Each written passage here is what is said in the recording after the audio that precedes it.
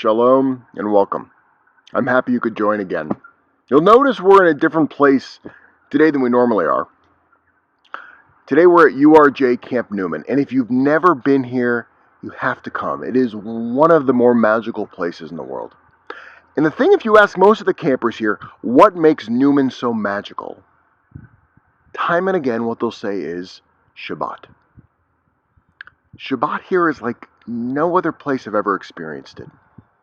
On a Friday night, you'll come and everyone will dress in white. 1,000 people dressed in white, singing and celebrating. And then the very peak of the service, they sing Hashkivenu, and the Talitot, they come out and they cover everyone above their heads. And their counselors cover the kids, and they sing this blessing about peace. Everyone has dinner together, and the dinner eventually moves to this dancing, which is beyond euphoric. If you can imagine 1,000 people dancing underneath the stars into the night. It's remarkable. And then Saturday, things calm down here. And on Sunday, after they did Havdalah on Saturday night, things go back to normal. It's another regular week. Still impressive, still deep, but there's something qualitatively different. And so you got to ask yourself, is there something specifically different about that Friday night? There's an old Hasidic story about these two brothers that would come together every single Friday night, and they would sing these songs together. And they would celebrate and have the joy, just like we have here at camp. And then Saturday, they would bring in Havdalah, and they would go back to the rest of their week. And one day, one of the brothers turned to the other, and they said, you know something? Is that Shabbat really so special? Is there something really about the Friday night and the Saturday?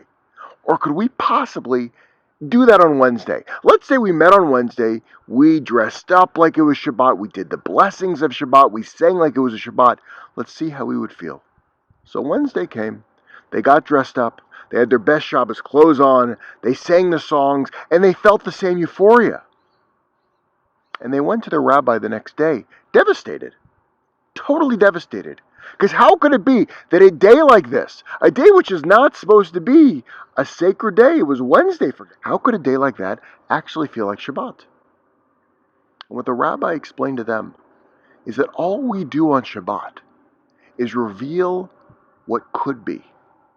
Every single day has the potential to be that sacred, but only if we reveal it.